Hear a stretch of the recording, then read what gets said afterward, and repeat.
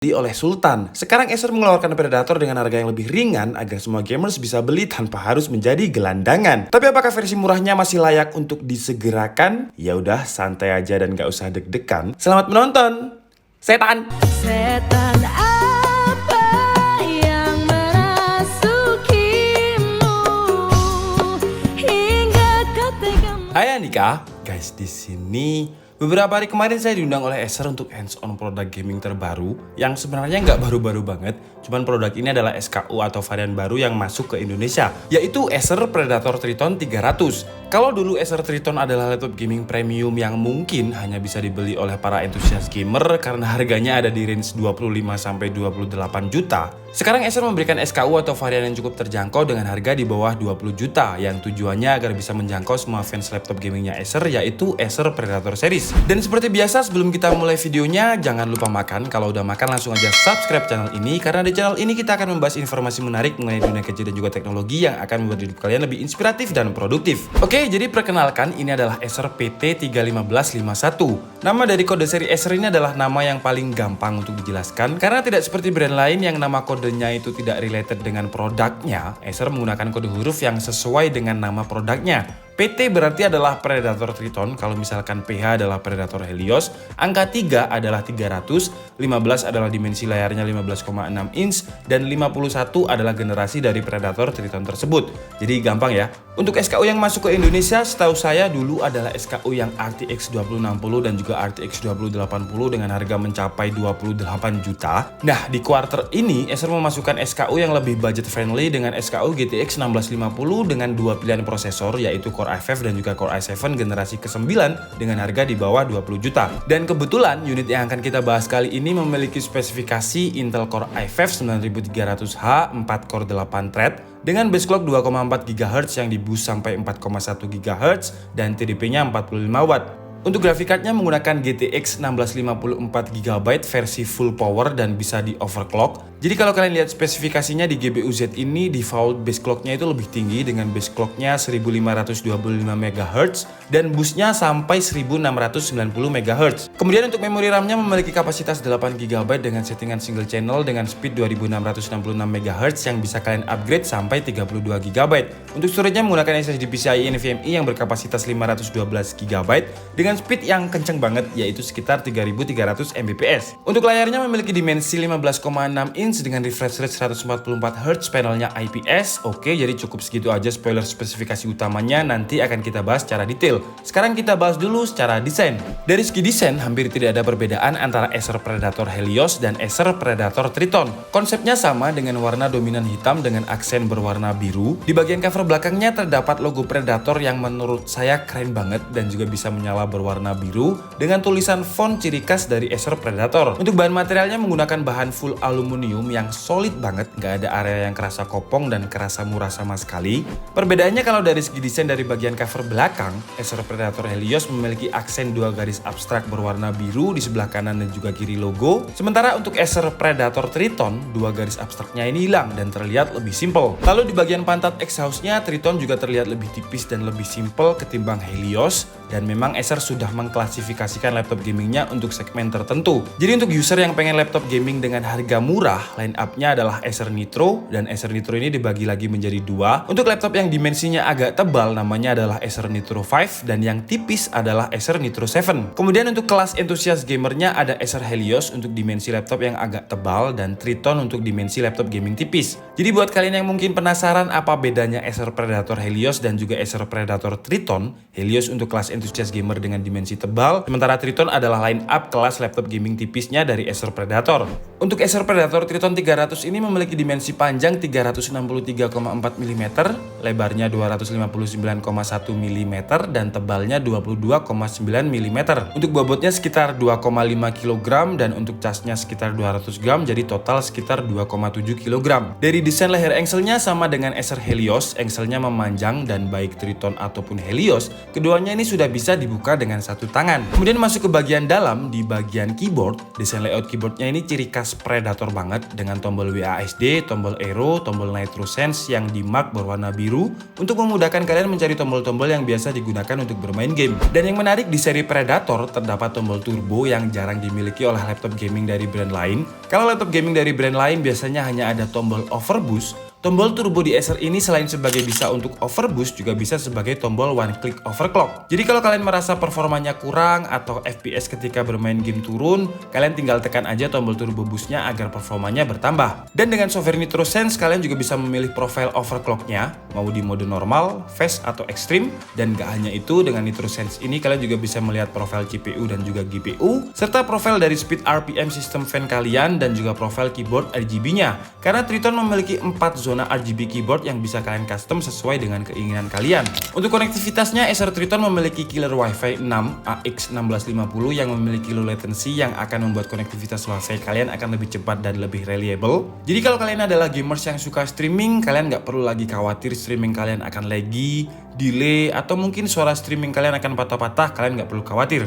Kemudian kalau untuk konektivitas dari segi port I/O-nya, di sebelah kiri terdapat Kensington Lock, input LAN, DisplayPort HDMI, USB Type-C, 2 buah USB 3.0 yang satunya bisa berfungsi sebagai always on USB. Jadi walaupun laptopnya nanti mati, kalian bisa gunakan USB ini untuk ngecas HP. Kemudian di sebelah kanannya terdapat input power, USB 2.0 dan jack audio. Beralih ke layar, secara desain layar dari Predator Triton ini sudah memiliki frame yang tipis atau bezeless di sisi kiri dan juga kanannya. Untuk frame bagian atas tidak setipis frame di bagian kiri dan kanannya karena digunakan untuk meletakkan webcam yang resolusinya standar yaitu 720p 30 fps. Untuk spesifikasi lengkap dari layarnya memiliki dimensi 15,6 inch, resolusinya Full HD, panelnya IPS yang dimanufaktur oleh LG dengan monitor ID LP156BFG SPF 3 yang memiliki 144 Hz refresh rate, 3 ms response time, 294 brightness nits, dan 95% sRGB. Jadi selain sangat responsif ketika digunakan untuk bermain game karena sudah 144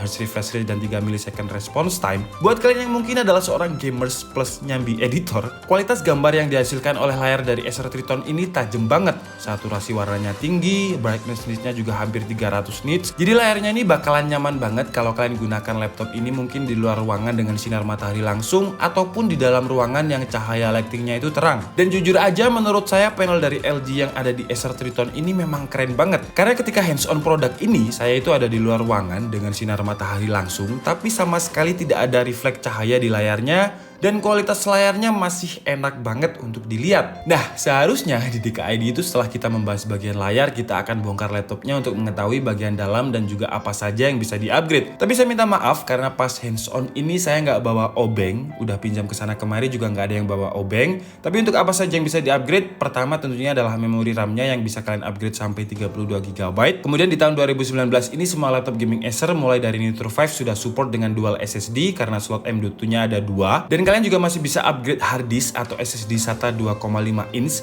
Jadi secara teoritis sebenarnya kalian bisa menggunakan triple SSD di semua laptop gaming Acer.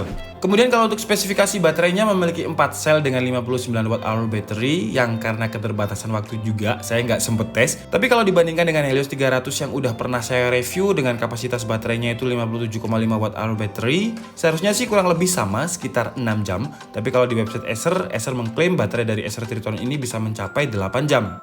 Kemudian untuk audionya menggunakan teknologi dari Waves NX yang diklaim Acer, kalau kalian menggunakan headphone stereo apapun akan berubah menjadi 3D sound. Yang saya juga nggak sempet tes karena saya nggak bawa headphone. Kalau untuk kualitas suaranya menurut saya sih cukup oke, suaranya jelas dengan bass yang cukup empuk. Kira-kira seperti ini suaranya ketika saya tes di luar ruangan dengan suara genset hotel yang lumayan berisik.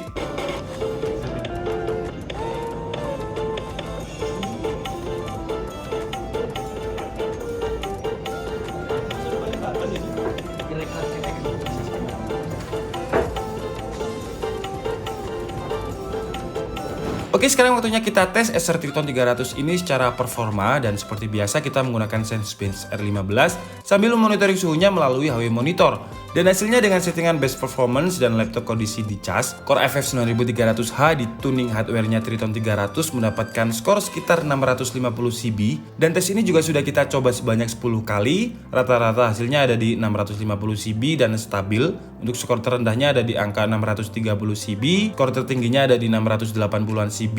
Untuk suhu max load-nya ketika stress test sebanyak 10 kali ini ada di angka 90 derajat Celcius, dengan kondisi saat tes ada di luar ruangan tanpa AC yang cuacanya lumayan panas. Kemudian lanjut ke benchmark 3D Mark dengan driver Skydiver. Nvidia GTX 1650 di Predator Triton mendapatkan skor 22.876. Lanjut ke tes editing menggunakan software Adobe Premiere Pro dan juga template yang khusus kita beli untuk rendering benchmark di DKID. Acer Predator Triton berhasil merender template yang kita beli dengan durasi waktu 1 menit 29 detik. Lanjut ke tes gaming, pertama kita menggunakan game yang casual yaitu game CSGO dengan settingannya Full HD rata kanan atau high mentok rata kanan. Average FPS-nya ada di angka 130 sampai 150 FPS. Dan buat kalian para pemain CSGO, mungkin kalian bisa melirik Acer Predator Triton dengan varian Core i5 GTX 1650 yang sudah 144Hz refresh rate ini.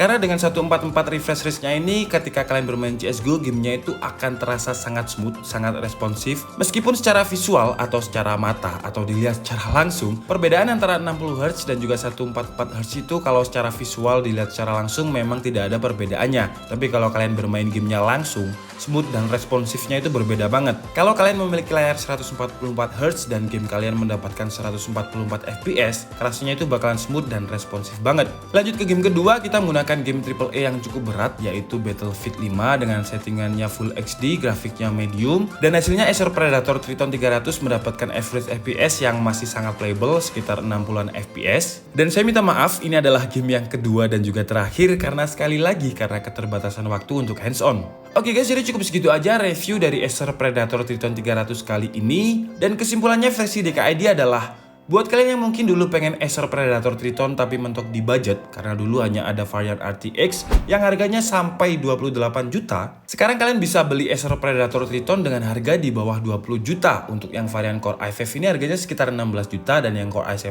sekitar 19 juta. Link pembeliannya seperti biasa sudah saya taruh di deskripsi. Walaupun dari segi spesifikasi CPU dan juga GPU-nya ini dipangkas biar harganya murah, tapi secara form factor tidak ada yang dikurangi dari Predator Triton varian RTX dan juga GTX 1650 ini. Fitur turbo boost overclock-nya masih sama, RGB keyboard-nya juga sama, generasi keempat Aero Blade dari sistem fan-nya Predator juga sama, build quality dan juga materialnya juga sama, sampai layarnya pun juga sama-sama 144Hz dengan 3 millisecond response time plus 95% sRGB. Mungkin memang untuk beberapa game GTX 1650 ini nggak akan dapat 144 FPS yang menjadikan layar 144Hz ini agak mubazir, tapi untuk game ringan seperti CSGO, Point Blank dan juga game FPS ringan lain, 144Hz ini bakalan sangat berguna dan sangat responsif banget. Jadi kesimpulannya Acer Predator Triton 300 versi murah ini bisa menjadi referensi buat kalian yang mungkin memiliki budget di bawah 20 juta dan pengen punya laptop gaming kelas high end dari Acer, karena secara form factor Predator Triton ini sekali lagi memang dikhususkan untuk para gamers entusias. Oke guys, jadi cukup segitu aja video review kali ini. Saya minta maaf kalau ada kesalahan dalam penyampaian informasi. Seperti biasa kalian bisa mengkoreksinya di kolom komentar. Saya Dika Setiabudi and see you on the next video.